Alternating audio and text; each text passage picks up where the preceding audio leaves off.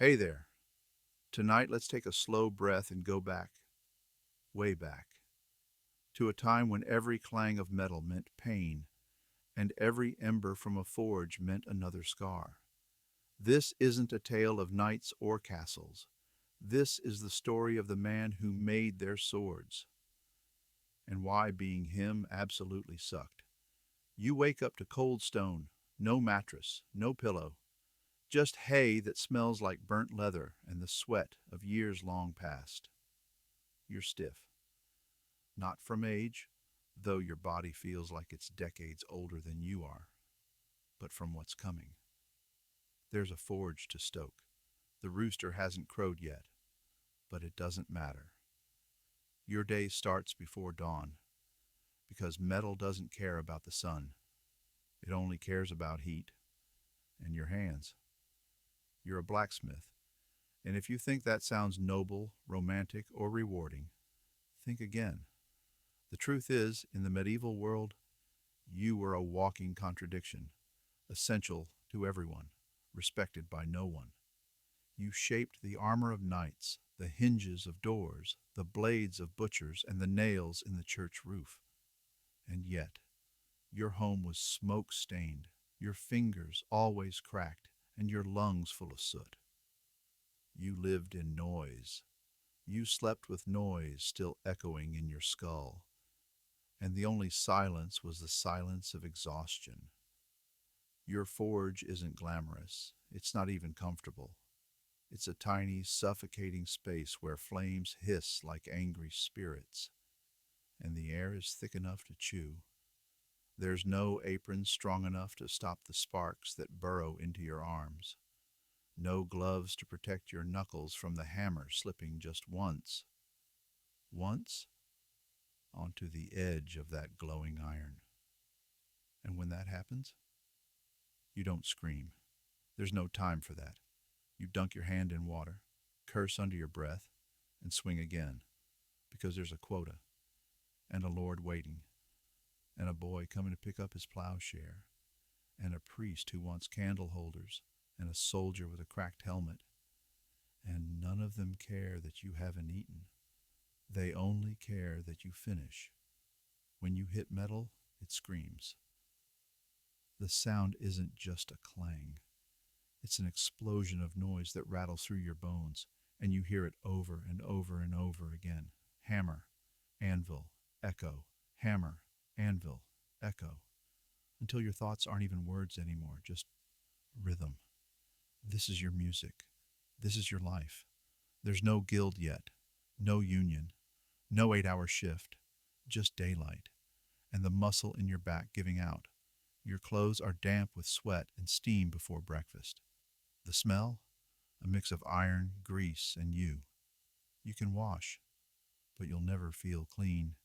It clings to your skin, gets in your nose, sits behind your eyes. Your wife, if you're lucky enough to have one, stopped flinching at your smell years ago. But the kids? They learn to associate father with a heat haze and the crack of metal on metal. And what do you get for it? Not much. A small wage, maybe some bread, a roof that leaks if you're lucky and collapses if you're not, a few coins that vanish as fast as they come, often taken by the very knight who holds your blade and calls you just a smith. You're invisible until something breaks. Then everyone remembers your name, and not kindly. You've lost count of how many horseshoes you've made, how many swords you've sharpened for boys who will never survive their first battle, how many times your hammer has slipped, how many burns you've ignored. You stopped counting when your fingers stopped feeling, and still the bellows blow, the fire breathes, and you lift your arm one more time, because no matter how much it hurts, how much it stinks, how much you want to stop, the village can't function without you, and you can't function without the forge. It's strange, isn't it? You're the one who makes the sword, but never holds it. The one who forges the locks, but lives without privacy. You create tools for survival while barely surviving yourself. There's no glory in your work, only repetition. No ceremony, just routine. Your victories are unspoken, and your failures scream louder than the forge ever could. Let's talk about your body. Your hands are no longer hands, they're stone, calloused, burned, twisted. Your knuckles don't bend right anymore. Your shoulders ache like you've been punched by a ghost every night. Your knees? Those gave up years ago. You don't complain, not because you're stoic, but because no one's listening. You've got iron splinters buried in your palms that never work their way out. Scars you forgot the origin of. A cough that never goes away. And a strange ringing in your ears you can't silence, not even in sleep. If you get sleep. The forge, you see, doesn't clock out. Even when the fire dies, it leaves its breath behind, in your clothes, your lungs, your hair. You dream of the sound of hammers. You wake to the sting of old burns flaring up as if the skin remembers too well. Sometimes you wish the village needed you less. You dream of walking away, of fields, of fresh air, of something soft. But you're bound, not by chains, by duty, by debt, by identity. You are the blacksmith. Without the forge, who are you? And maybe that's the real curse, not the pain, not the smoke, not the poverty, but the fact that you don't know who you'd be without it. There are moments, though, tiny ones. A boy stares in awe as you twist glowing iron into a spiral. A farmer thanks you for a plow that doesn't break this season. A stranger watches your hammer rise and fall and says, "That's real work." You nod, but inside you ache, because you know how real it is. You feel it in every breath, in every throb behind your ribs, in every tremor in your wrist. You've given your life to the fire, and in return, it has shaped you, quite literally, into something it needs. Not a person, a tool. You don't leave behind scrolls or books. You don't ride into war. You don't sit at the Lord's table. But when they bury you, if they bury you, the village will realize what's missing. The nails will rust. The wheels won't turn. The swords will dull. The doors won't open, because the anvil will be silent. And only then will they remember that every kingdom was built not by kings, but by the blacksmiths who bled behind the curtain. Close your eyes for a moment. Now imagine standing in front of a fire so hot it hums, not the cozy crackle of a hearth fire. This is something alive, something ancient, something that wants to eat the air itself. And you stand in front of it, all day, every day, for years. This is the fire of the forge, and you are its servant, or maybe its prisoner. There is no such thing as cool air in your world. Your workshop is a stone and timber box, more oven than room. The walls sweat with you. The floor holds heat like a grudge. Even in winter you curse the heat, because the forge doesn't care about seasons. It cares only for temperature, the kind that warps iron and boils your blood.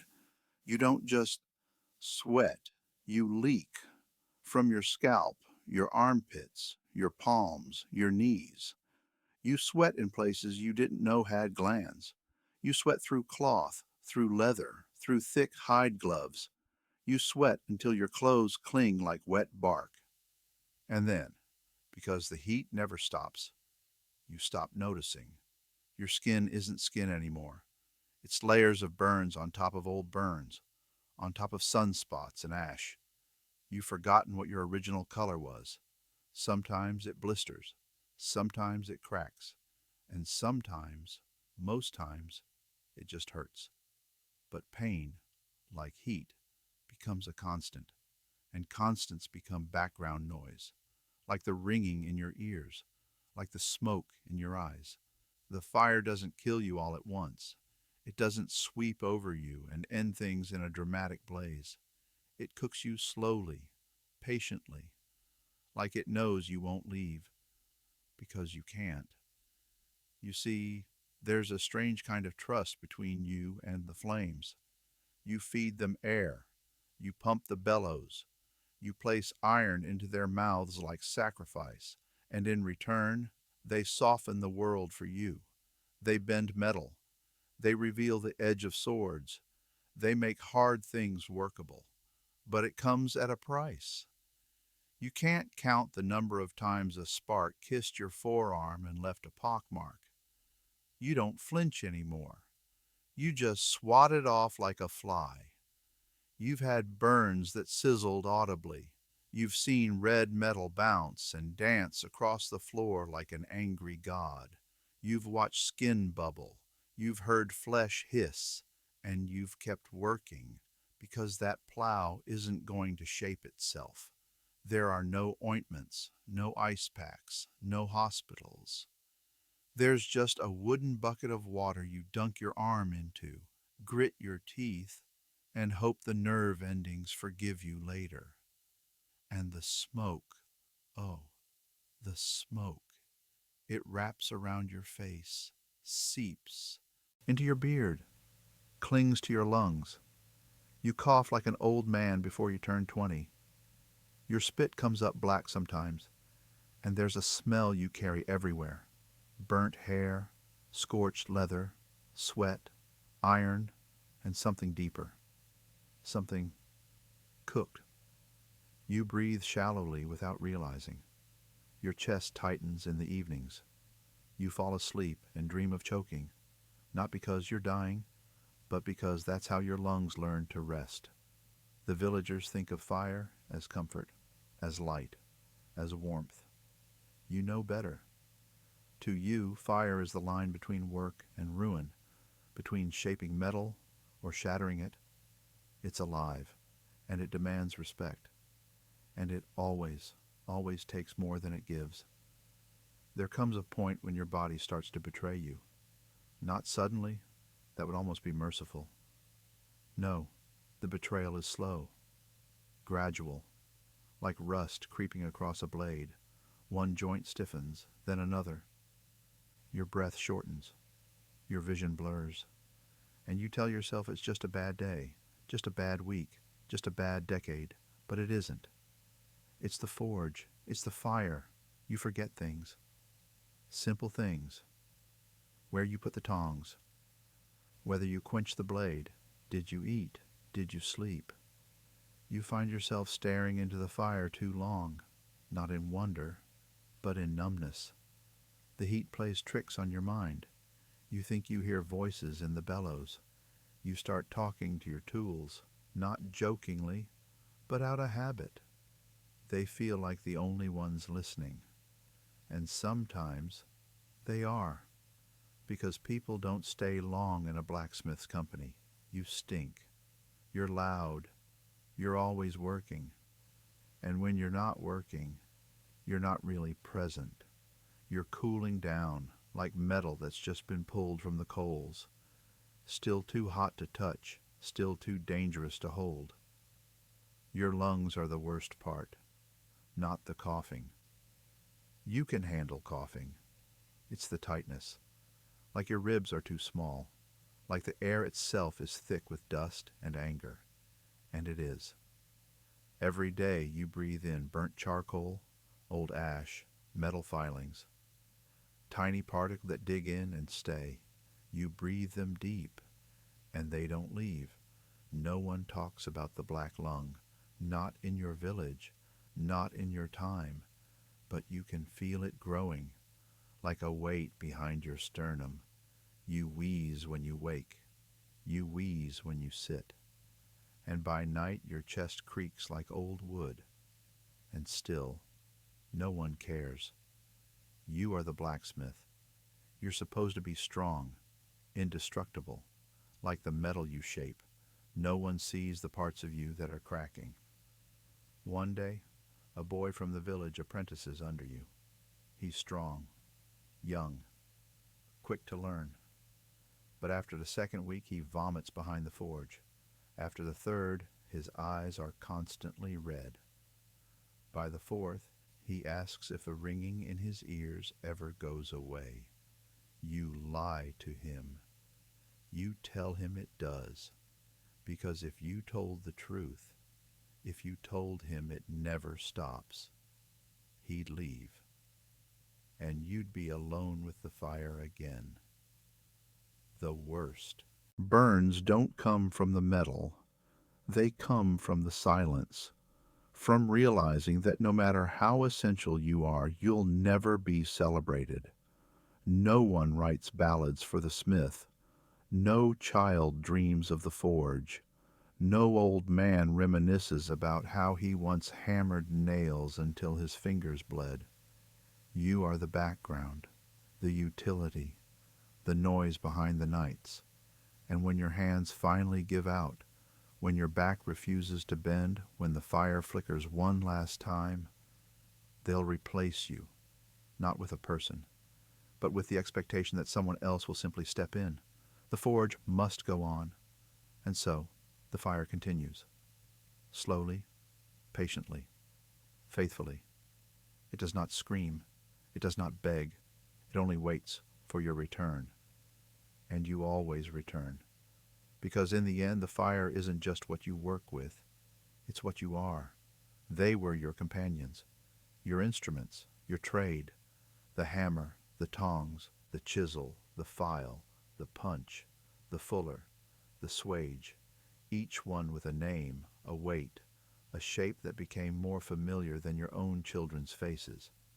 You didn't just use tools, you wore them, not on your belt, but in your body, your spine, your shoulders, your wrists. And every time you lifted one, it took something from you. Let's start with the hammer, not the little clawed one hanging in your garage. We're talking about a 5 to 10 pound chunk of iron mounted on a wooden haft, the width of your forearm. You don't tap with this thing. You drive. You swing with your whole torso. And you do it hundreds, sometimes thousands of times a day. Try holding your arm out straight for 5 minutes. Now imagine lifting and slamming a hammer while balancing molten metal with your other hand. Now do that all day. Now do it for 20 years. Still romantic? Then there's the anvil. The anvil was supposed to be your partner. Solid, grounded, reliable. But it was also your enemy. Every strike echoed through it, bounced into your bones. The vibrations didn't stop at your wrist. They traveled up your arm, rattled your teeth, echoed in your skull. Your elbows stopped straightening years ago. Your hands tremble even at rest. There's a buzzing in your bones you can't shake. They didn't call it repetitive strain injury. They just called it getting old. But you knew better. You weren't aging. You were breaking. The tongs? A cruel joke. Long enough to keep your hands from the fire, short enough to still let the heat kiss your skin. You had dozens of them. Flat-nosed, pickup, wolf jaw, each for a different type of job. But none of them fit. They slipped. They pinched. They forced your hands into awkward angles that made your joints pop like firewood.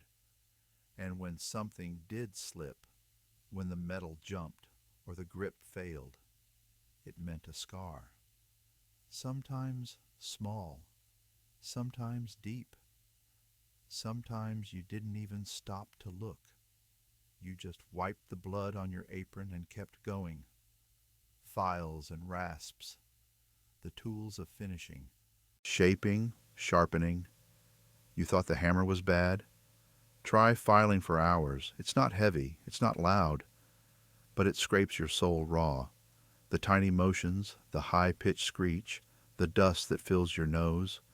And if the file slips, That edge is sharper than a blade. It bites. Hard. You don't go to the village healer. You wrap it in cloth, tie it with leather, and let it scar. Because nothing in your shop is gentle. Not the iron, not the tools, not even time. There's a chisel you keep on the wall. The one that chipped your tooth when it snapped mid-blow. You never fix that tooth. What would be the point? You weren't meant to smile anyway. But here's the thing. You never blamed the tools. They didn't betray you. They were honest. Brutally so. You swing too fast, you miss. You file too hard, it slips. You heat the metal wrong, the tongs can't hold it. The tools punished you for your mistakes. And that made them fair. In a way people never were. At some point the tools stopped feeling like objects. They became extensions. Not like a glove or a boot, but like a limb. A sixth finger. A second spine. A weight you learned to carry without thinking. And that's when they started to hurt you in ways you didn't notice. Not the burns, not the bruises, but the posture, the crooked back, the shoulder higher than the other from decades of favoring one arm. You'd wake in the night with your hands curled into fists, gripping air like it was a handle. Your body didn't know how to relax. It didn't know what to do without the tools. The apprentice once asked you, "Master, how do you know which hammer to use?" You wanted to laugh, because the truth is, you don't choose the hammer. The hammer chooses you.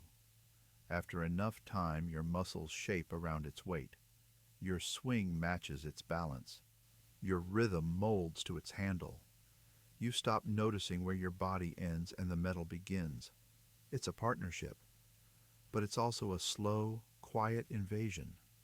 And eventually, you're not sure if you're holding the hammer or if it's holding you. You've seen what it does to the old smiths, the ones who made it past 50. They shuffle like wind-up toys running out of spring. Their hands shake when they drink. They talk slow. They blink slow. They breathe like every inhale costs a coin. And their fingers, crooked like tree roots, so bent they can't even grip a spoon without trembling. That's your future. No doubt. No escape. No glory. But perhaps the worst tool of all was your memory. Because the tools not only broke your body, they took things from your mind. You forgot your own handwriting. You forgot the date. You forgot how to speak softly. Every conversation became a shout. Every silence uncomfortable. Every moment away from the forge felt like you were wasting time, even when there was no work to do. You couldn't sit still. You couldn't enjoy anything. The ache in your joints whispered, "You're being lazy." The itch in your palm said, "You should be swinging something." Even when you rested, your muscles kept working. And yet, there was beauty.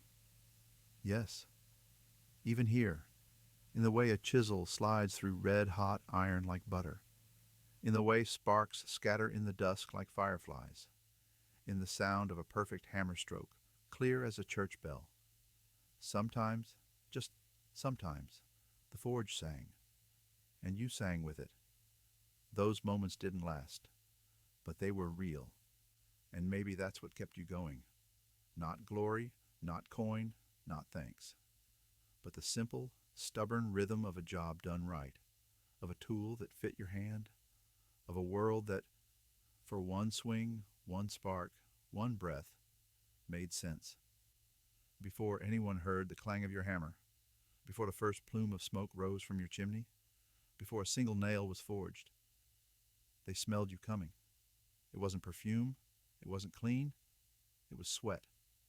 Heavy, sour, relentless. You could wash, sure, in a basin, with cold water, maybe once a week if there was time, But the stink wasn't just on your skin, it was in you. You started sweating before dawn. While others were pulling on cloaks to fight the morning chill, you were already soaked through. Not from fear, not from effort, just from proximity. The forge's heat seeped through the stone walls like breath. It wrapped around you like a fever that never broke, and your body responded, the only way it knew how, by dripping, constantly. The villagers noticed. They smiled at you when they needed horseshoes. They avoided you when they didn't. You weren't invited to meals. No one wanted to sit beside you at church. Children stared. Women whispered. It wasn't just a smell. It was a stain under your arms, down your back, around your collar. A deep, dark shadow that never went away. You tried scrubbing with rough cloth, with ash, with vinegar. But the stink always won, because the stink wasn't dirt. It was you. You learned to live with it. The same way you lived with the ringing in your ears or the ache in your knees. But that didn't make it easier. You caught the look in people's eyes when you walked past, that subtle wrinkle of the nose, the inch they stepped back, the way conversation faltered when you entered a room. You were necessary, but not wanted. And that stung deeper than any burn. Your clothes never dried. You hung them by the forge, and they stayed damp. You left them outside, and the morning dew made them worse. You tried airing them, beating them, sunning them, but they always smelled like you. And after a while you stopped noticing. You stopped trying. What was the point? You had one shirt for work, one for sleep. Both were soaked, both reeked, both clung to you like a second wet skin.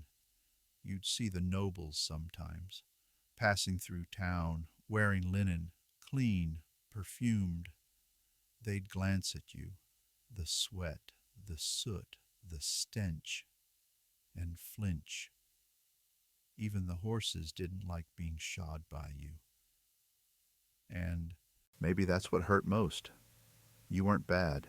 You weren't lazy. You worked harder than anyone in the village. But your labor made you offensive. Your skill made you reek. Your necessity made you repulsive. And you knew. No matter how much you contributed, you'd always be that man, the one who stank of iron and ash. You carried that shame silently, because there was no one to blame, and nowhere else to go. After enough time, you begin to wonder, is it me they avoid, or the life I carry with me? Because the stink is no longer just sweat. It's the scent of labor, of desperation, of a man who's been too close to fire for too long. And when you walk through the village, it's not just your body that leaves a trace. It's the life you've lived, the scars, the burns, the grime under your nails, and that invisible fog of heat and effort that makes people step aside, even before they see your face. You learn to read the signs, the sideways glances, the women who grip their children's hands just a little tighter when you approach, the men who keep conversations short or don't speak at all, the space around you that always seems larger than it should be. They don't say anything, but they don't have to. Silence, you learn, speaks louder than insults. You try to fix it. You really do. You scrape your arms with horsehair brushes. You boil your tunic in water so hot it nearly scalds your hands.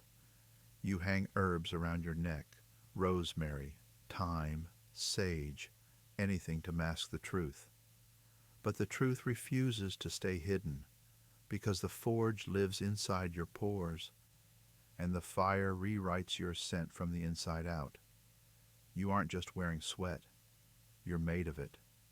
Some nights, you wonder what it's like to be clean. Not just washed. Truly, deeply clean. To lie in a bed that doesn't reek of your own work. to walk through the market without people parting like you're some leper, to hold someone, truly hold them, without their nose twitching or their arms stiffening. But that kind of cleanliness isn't for people like you. It belongs to scribes, to priests, to women who don't kneel before fire for 16 hours a day. It does not belong to the blacksmith. So eventually, you stop pretending. You stop apologizing. You stop flinching when others do. You stop explaining the smell. It becomes your armor, not by choice, but by resignation. You learn to carry it like you carry your hammer, heavy but necessary. You turn your stink into silence, into distance, into safety. Because if people don't want to get close, then they can't hurt you. And over time, something unexpected happens. You begin to find power in being unpleasant, in being the man no one challenges, in being left alone. It's not friendship. It's not love. But it is peace, the kind that comes from knowing no one will ask anything of you unless they have to. And for someone who gives and gives until there's nothing left, that's almost a gift. So yes, you stink. And yes, the smell will never leave you. Even when you die, the dirt will have to work harder to accept you. But you've earned every drop, every wrinkle of the nose, every step back. Because while they lived soft and sweet, you lived hot and loud and real. And the smell? That was just proof you lived. Not really. Smoke wasn't like fire. It didn't announce itself with heat and sparks. It didn't leap or hiss or bite. It crept. It clung. It whispered its way into your lungs day by day, year by year, until one morning you woke up and simply couldn't breathe right anymore. It started small, a little dryness in the throat, a cough here and there, a wheeze that came when you bent over the forge too long. But soon it was every day, every night. You coughed so much your ribs ached, your spit turned black with flecks of ash, and the air, that invisible, taken for granted thing, became your most persistent enemy. There was no escape. The forge didn't need to be roaring to fill the room with poison. The coal dust lived in your rafters. The ash clung to your clothes. Even when the fire slept, the smoke lingered, like a ghost that refused to leave. You swept, you shoveled, you opened doors and windows, but it never left. Not truly. Not from your shop. Not from your lungs. You breathed in iron. You breathed in carbon. You breathed in things you couldn't name, but could feel settling behind your ribs like wet wool. And every time you inhaled, you traded a little more life for a little more work. Some men blamed the wheezing on age. Some said it was the black breath, a curse for working too close to evil spirits. But you knew better.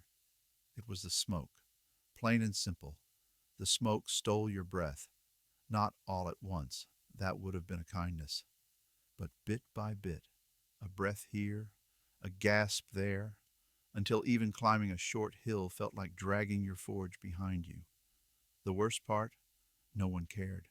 They needed their tools, their swords, their nails, and you delivered.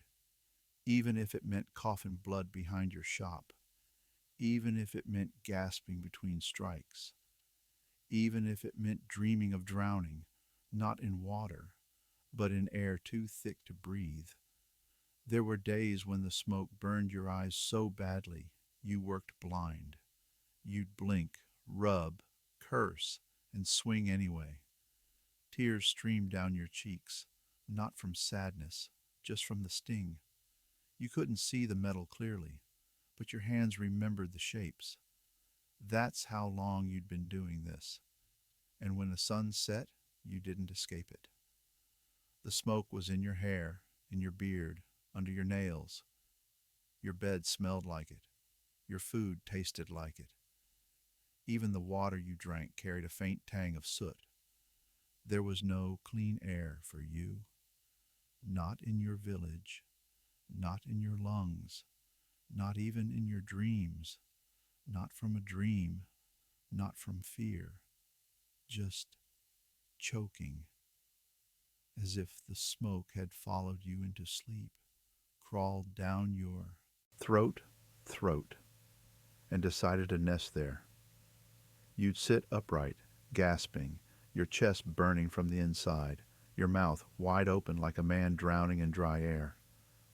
You learned to sleep propped up, back against the wall, jaw slack, just so the coffin wouldn't wake the entire house, if you were lucky enough to have a house. Some mornings, the first breath of the day hurt more than the last breath of the night. Your ribs refused to expand. Your shoulders ached just from the act of inhaling, but there was no time to recover. The forge didn't wait for you to catch your breath. The orders didn't pause for your lungs to heal.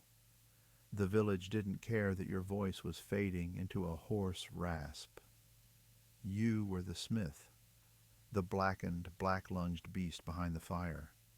You weren't supposed to breathe easily. You were supposed to burn, and that's what you were doing. Not quickly, not dramatically, but undeniably. Burning from the inside out, one lungful of soot at a time. The village healer once told you, breathe through cloth. So you did. You tied rags over your nose and mouth, soaked them in water, in vinegar, in wine. None of it worked. The smoke was clever. It found its way in, no matter how you tried to stop it. Through cloth, through cracked windows, through your skin, until it became a part of you, until you smelled like breathless. There was a moment, you remember it, when you looked in the bucket of water beside your forge, not to drink, not to cool metal, but to see your reflection. And what stared back at you wasn't the strong, broad-shouldered smith people described.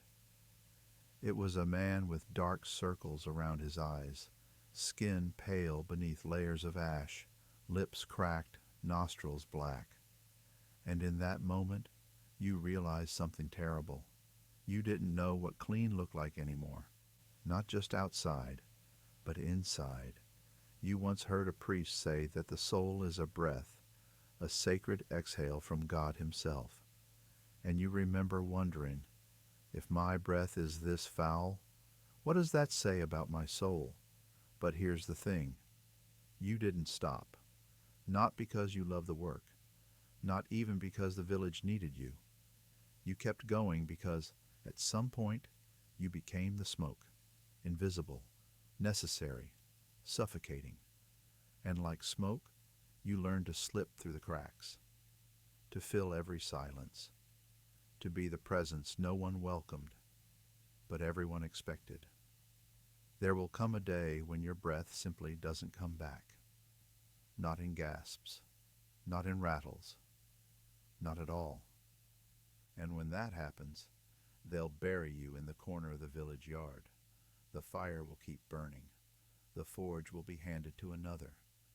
And no one will say it aloud, but deep down they'll know.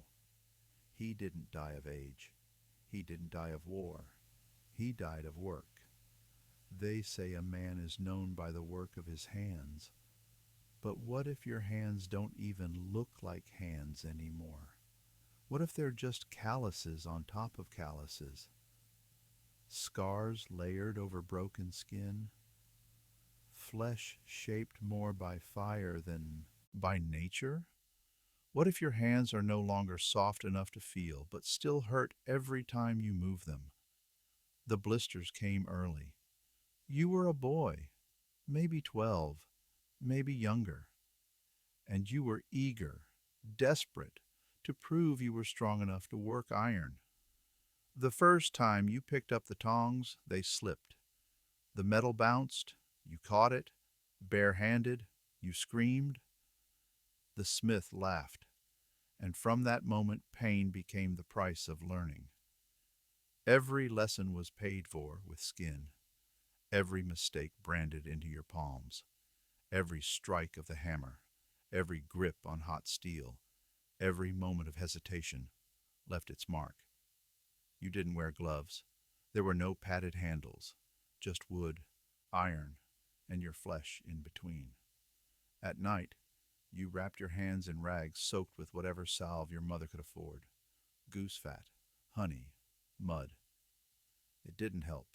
The blisters bubbled, broke, and bled, and by morning the blood had dried into the cloth.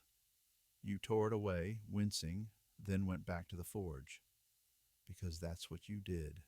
That's what men did. Eventually the blisters stopped coming, not because the pain ended, but because your skin gave up.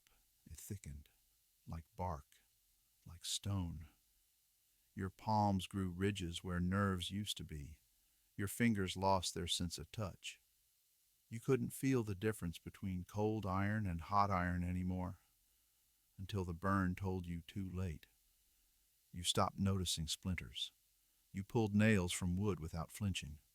You cut yourself and didn't realize until someone pointed at the blood dripping on your boot. Pain, like smoke, became a part of the job. Not a warning, not a signal, just background noise. One day, your son tried to hold your hand. He was small, maybe 6. He reached for you, like children do, and when his tiny fingers brushed your palm, he pulled back. "Papa, your hand is hard." You smiled, but inside something cracked. You wanted to be soft just once, just for him. But you weren't made of softness anymore. You were made of use. The other men in the village had hands too, but theirs told different stories. The farmer's hands were broad and cracked, sun-baked and full of soil. The miller's hands were pale, dusty, with a faint smell of grain.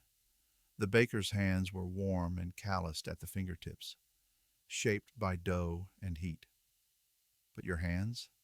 They were black around the nails, pocked with burns, stained with iron.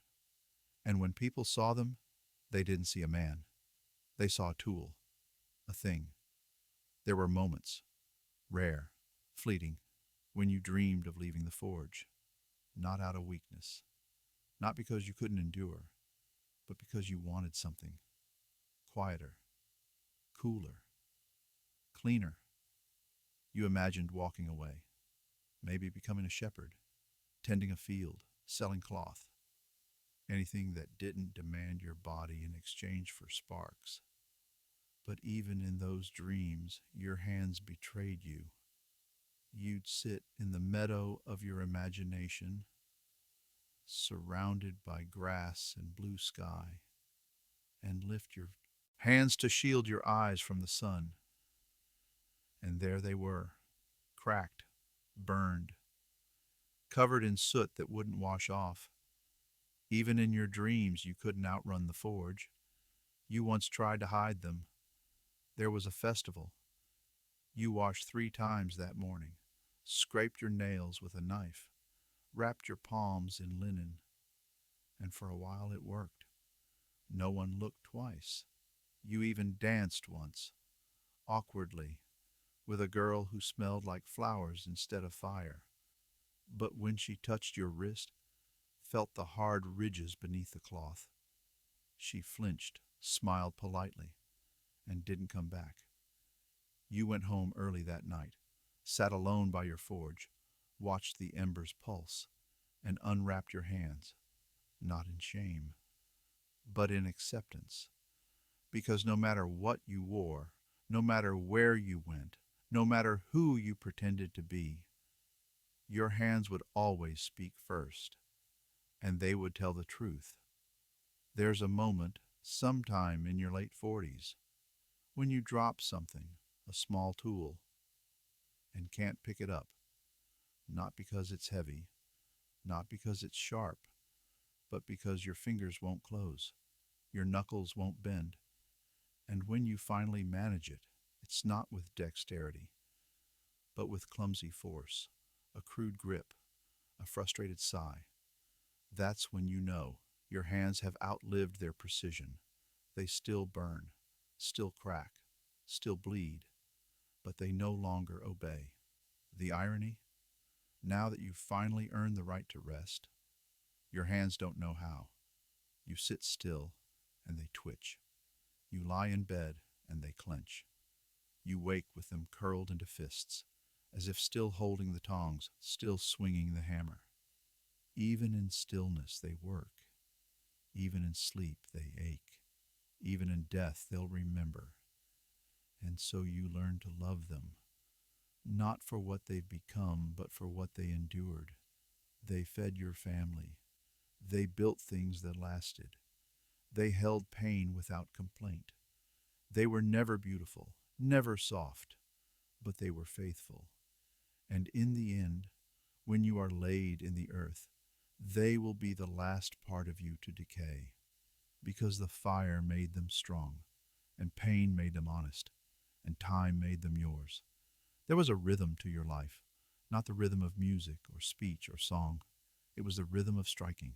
Clang, pause, clang, pause, clang, clang, clang, hiss, over and over, all day, every day, until even silence sounded like it was missing something. The first time you swung the hammer, it was just noise, sharp, jarring, surprising. But as the years passed, it changed. The noise became pattern.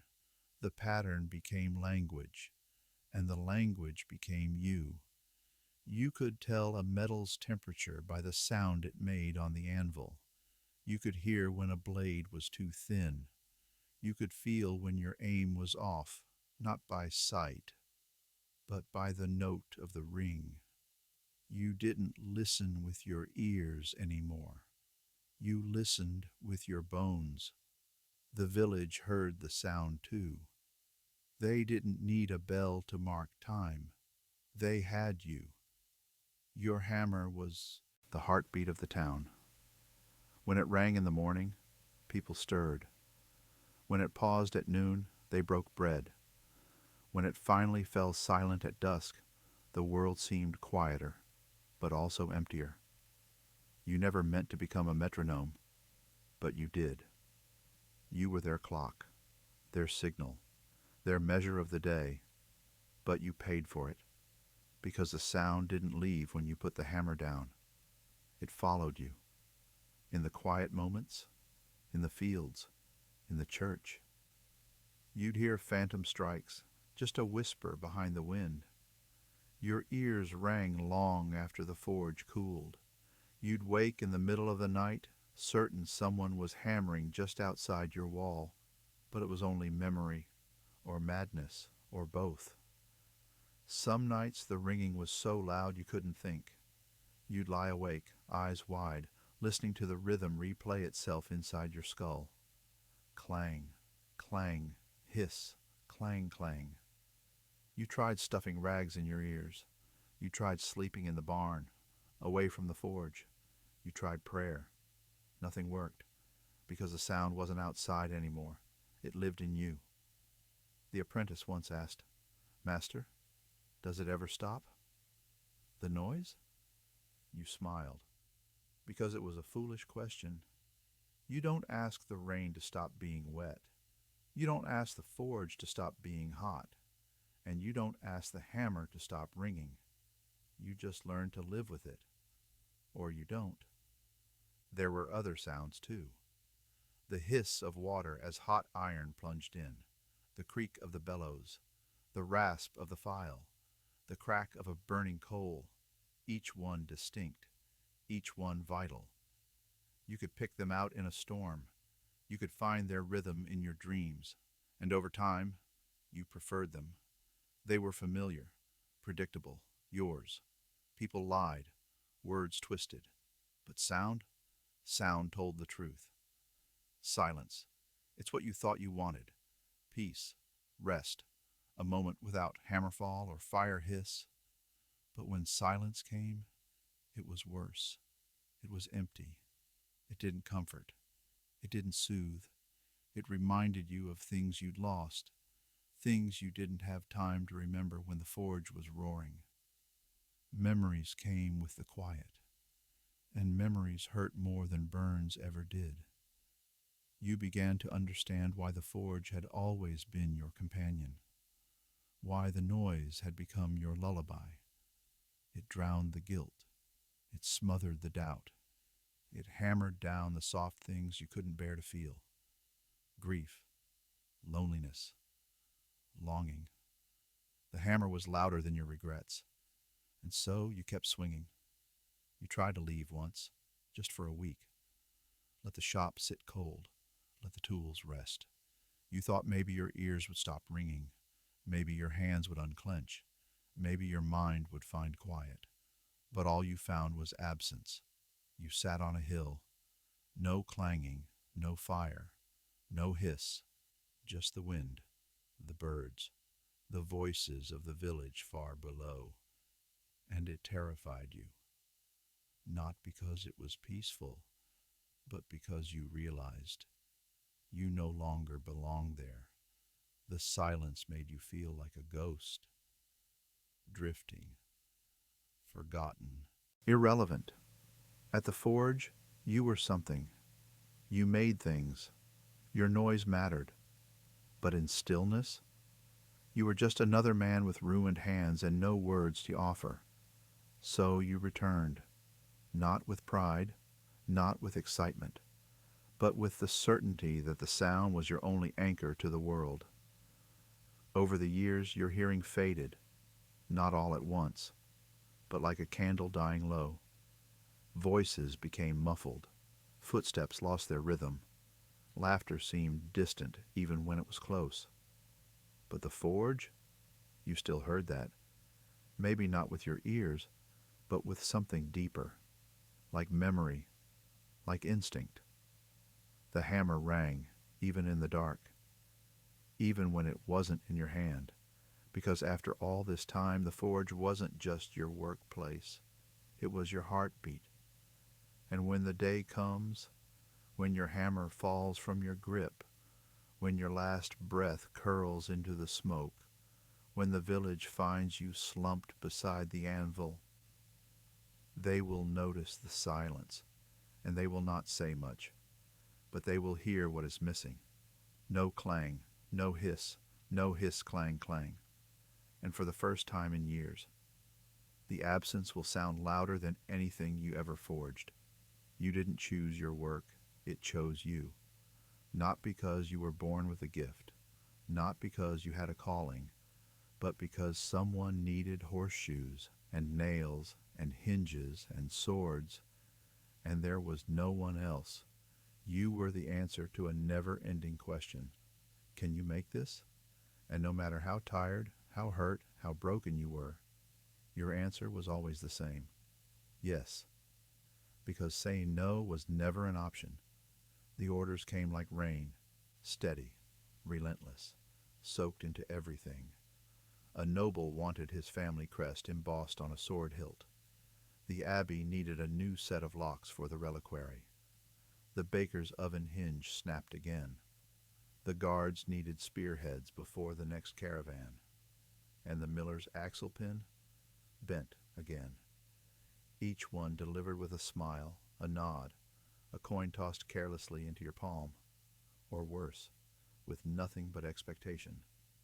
They assumed you'd obey, because you always had. Refusing wasn't just bad manners, it was dangerous. Say no to a baron, and you risk a whipping. Say no to the church, and they call you prideful, a sin that burns worse than coal. Say no to the village, and suddenly no one brings you food, or water, or news. They'd find another smith, or worse, they'd make you wish they had. There was a time you were sick, truly sick, fevered, sweating more than usual, which was saying something, too weak to lift the hammer, too dizzy to stand. And still, the night's squire came, banged on your door like a tax collector, shouted through the wood, "He needs his sword repaired by tomorrow." You tried to explain, but the boy didn't care. He left the blade anyway, laid it on your doorstep like a challenge. By morning, You were at the forge, half conscious, shaking, but working, because if you didn't, someone else would suffer. Your apprentice, your wife, maybe even you, at the end of a blade you failed to fix. The worst orders were the rushed ones, the ones given without context. Make this by sundown. Fix this now. Deliver this before dusk, or don't bother. You try to explain that good iron takes time, that a sword isn't just a shape, it's a balance, that a wheel hub isn't just wood and nails, it's safety. But they didn't want explanations. They wanted results. And if something broke later, if the sword snapped, if the wheel gave way, they wouldn't blame the rush. They'd blame you. So you stopped arguing. You stopped explaining. You just did the work. Silently, efficiently, bitterly, because there's only so long a man can bend before he breaks. And yet, you didn't break. Not outwardly, because when your name is always being shouted from across the square, when everyone expects you to fix their problems with fire and iron, you learn to keep standing, even if it costs you everything. There was a day, one you remember too well, when a nobleman rode in from the next county. His boots were polished, his gloves were velvet. He looked down at you from his horse like you were part of the mud. He threw a gauntlet at your feet and said, "Fix this." It bends at the wrist. You picked it up, inspected it. It was poorly made, not yours, and cracked at the rivets. You started to explain, but he cut you off with 4 words that echoed for days. "I didn't ask that." So you fixed it. Even though it wasn't your work, even though the design was flawed, even though no amount of skill could save what was never sound to begin with. And when he came back 3 days later, he didn't thank you. He didn't look at the work. He didn't pay. He just said, "Good. Next time, faster," and rode off. You weren't surprised, because this was normal. The higher their title, the less they saw you as a person. To them, you were an extension of their will, a set of hands, a shop that never slept, a hammer that never stopped swinging. You once overheard a steward refer to you as the Iron Mule, not a man, a beast, strong, useful, replaceable. You laughed, not because it was funny, but because it was true. Then there was the church. You respected God. But the priests? They had more gold on their fingers than compassion in their hearts. They'd come asking for candlesticks, censer chains, locks for the wine cellar, always with urgency, always with judgment, and always with no coin. You were doing God's work, they said. To ask for payment was selfish. To ask for time was heresy. So you gave them what they wanted, because when the church makes an enemy of you, there's nowhere left to hide. Even the villagers, your neighbors, your kin, began to forget the boundary between asking and ordering. They'd come with a broken pothook, a snapped hinge, a plow that needed sharpening, and they'd say, "It'll only take a moment." But they never saw the queue of other demands, the pile of unpaid tools, the 10 other jobs already waiting on your bench. To them, you were always available, always ready, always obligated. And you said yes, because saying no meant disappointing someone, and disappointing someone meant gossip, and gossip spread faster than fire. You became a slave, not to chains, but to need. Everyone else's needs, never your own. And over time you forgot how to even recognize your own desires. You ate because you had to. You slept when your body collapsed. You breathed only because your hands needed oxygen to swing the hammer. Nothing more. The worst part? No one noticed. They saw the product, the glowing iron, the sharp edge, the perfect curve, but not the man behind it. And if you ever stopped, truly stopped, they would not ask if you were ill. They would only ask, when will it be ready? There were no boundaries, no line where the forge ended and your life began, no doorway that kept the work outside, no wall thick enough to block the sound or the heat or the ache. You walked home, but the forge always came with you. You carried it in your clothes, the smell of sweat, soot, and singed leather. You carried it in your hands, cracked, swollen, trembling with each beat of your pulse. You carried it in your lungs where the ash settled like guilt. And most of all, you carried it in your mind, 1,000 unfinished tasks glowing like embers in the dark. Dinner waited. Your wife asked questions. Your children wanted stories. But your thoughts were still at the anvil. The tongs were loose. That last hinge wasn't coolin' right. You forgot to order more coal. The Lord's sword was still too heavy at the hilt. You nodded, you smiled. You answered in one-word replies, but you were working, even as you sat at the table, even as your daughter brushed the soot from your cheek, even as your son asked why your hands always shook. You weren't present. You were still swinging. Sleep wasn't rest. It was just time away from the hammer. And even then, it haunted you. You'd dream of glowing metal, of iron that bent too soon, of customers shouting, or flames roaring too high, or blades shattering in your hands. You'd jolt awake, arms clenched, heart racing. And the cruelest part? You'd lie there in the dark and begin solving the problem, as if your dreams had deadlines too. Even on your days off, you weren't free. Someone would knock, a neighbor, a priest, a stranger. Sorry to bother you, but could you take a look? And of course, you could, because saying yes was easier than the guilt of no, because every favor promised only a minute, because you knew if you didn't help, someone would suffer. So you stood, pulled on your boots, and went back to the fire. Your wife stopped asking when you'd be done. She already knew the answer. Never. Not really. You might leave the shop. You might hang up the hammer. You might even lie down beside her at night. But you were never done. Not in your body. Not in your breath. Not in your soul.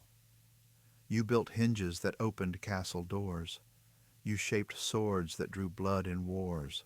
You forged plows that carved the earth. But you couldn't build a wall strong enough to keep the work out of your home, because the work wasn't just in the forge anymore. It was in you. There's a peculiar loneliness in being essential. Everyone needs you, but no one sees you. They see the tools, the products, the glowing steel, but the man behind a mask of soot, he vanishes, slowly, quietly, like steam off hot iron. You sat at the table, night after night, surrounded by people who loved you, but couldn't reach you. Not really, because you were somewhere else, hammering, filing, measuring, problem solving, always solving. The work didn't stop when the fire went out. It simply moved indoors, into your head, into your chest, into the space where your heart used to rest. You forgot birthdays, not because you didn't care, but because the dates blurred. Every day looked the same through the smoke. You missed festivals, because someone always needed something fixed yesterday, because guilt clung to you more tightly than any apron. Your child learned to walk, and you weren't there. You were adjusting a cart axle for a man who paid you in promises. And when you came home to applause, You smiled, but your soul sagged, because in choosing duty, you lost time you could never get back.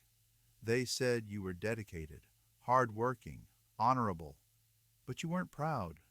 You were exhausted, exhausted from always being needed, from never being allowed to crumble, from being the answer to every broken thing, even when you, yourself, were broken.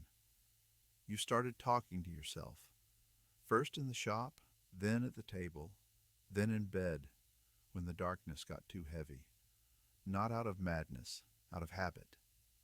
You needed someone to listen, and no one else understood. Not really. Your wife tried. She brought food to the forge, sat beside you as the metal cooled, but you didn't know how to talk about it. How do you explain a kind of exhaustion that isn't just physical? How do you explain being used up? Not by cruelty, not by violence, but by dependence, by being necessary every hour of your life. You began to fear quiet moments, not because you didn't want peace, but because when peace arrived, it brought its friends, doubt, shame, grief. In silence, you remembered all the things you didn't say, all the people you pushed away, all the times your child reached for you and you didn't reach back, because your hands were full, always busy, and when they weren't full, you didn't know what to do with them. You couldn't just be. You only knew how to do. That's the final curse of work that never ends. It teaches you that your value is tied to your output, that if you aren't making, shaping, forging, then you're failing. And so, even in moments of rest, you feel wrong, as if stillness itself is a betrayal. You became a man who could fix anything, except the space between you and the people who loved you, because the work followed you home, and there was no room left for anything else. Not joy, not presence, not peace, only purpose. And sometimes, that's the loneliest thing of all. You never had a monument, no statue in the village square, no plaque on the church wall, no stories sung by minstrels by the fire. You had an anvil, a hammer with your fingerprints worn into the handle, a forge that still remembers your breath, and a shop door that creaks in the exact way it did when you opened it, every morning before the sun. They say legacy is what we leave behind. But what if what you leave behind isn't a name, but an impression? A groove in the stone floor where your boots always stood, a scar on the bench where your chisel slipped, a pile of metal shavings that glint in the corners like gray snow. What if your legacy isn't seen but felt? In the smooth swing of a gate, in the sturdy blade of a kitchen knife, in the lock that never fails, year after year. Your son picked up the hammer once. He was small, too small, and it nearly broke his wrist. You rushed to help him, your voice louder than it needed to be, your heart tight in your chest. Not out of anger, out of fear, because you saw yourself in him, too eager, too proud, too ready to give everything away to the fire. You didn't want that for him, not this curse, not this weight. So you taught him gently, taught him to shape, not to burn, to feel the metal's will, not dominate it, to stop before the tool owned him. Whether he listened, you never truly knew. One day, a stranger passed through town. He marveled at the hinges on the church doors, said he'd never seen them open so smoothly. Someone told him, "The blacksmith made those." Years ago, he asked for your name, and the villager paused. Not out of malice, not out of forgetfulness, but because your name had become background, part of the village, part of the wood and stone, not something spoken, but something assumed. And maybe that's all right. because you never worked for recognition, never chased applause. You worked because things broke, because people needed you, because the fire was always hungry. You gave your life in pieces, a breath for every bellows, a heartbeat for every strike. And now, in the stillness, as the forge goes cold, as the light fades from the coals, you wonder, was it enough? You outlived most of your tools. The hammer cracked, the bellows tore, even the anvil chipped at the edge, a silent rebellion after decades of obedience. But you endured, not because you were stronger, not because you were chosen, but because you didn't know how to stop. Until now, the forge is cold, not from neglect, but from release.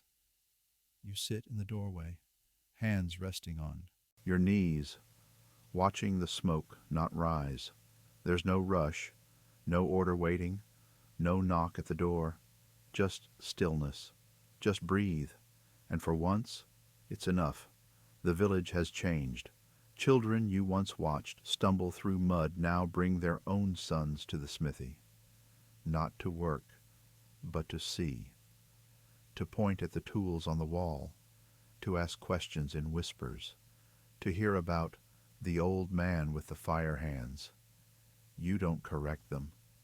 You don't say your hands have gone soft, that they tremble now when lifting a spoon, that they ache in the cold like forgotten iron. Let them believe the myth. Let them build you from memory, not from fact.